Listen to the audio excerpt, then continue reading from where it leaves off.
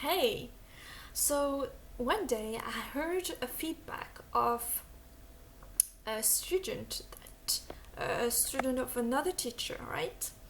But even if it was my student, it will be still interesting. And she said that she didn't like the class because the teacher was doing some strange nervous ticks. She had nervous ticks, so I don't know. She moved her her hands and her fingers and stuff like this. So this is really interesting, and even for practitioners who know a lot about yoga, or not enough to know this at least, that it is not about how it looks like, and um, yoga is an intimate journey.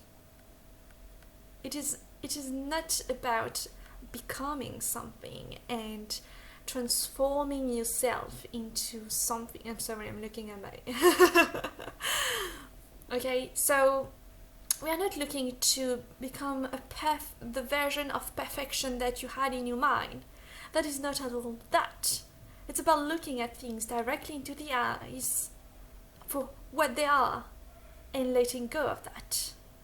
So the expression that you can see of the life and of people isn't the reflect necessarily of the understanding of of who they are, of life, right? And but I understand that you want to find something, a teacher that inspires you, and maybe you want to get rid of this nervous tics yourself, and so maybe this thought was sensible to that, which is quite understandable.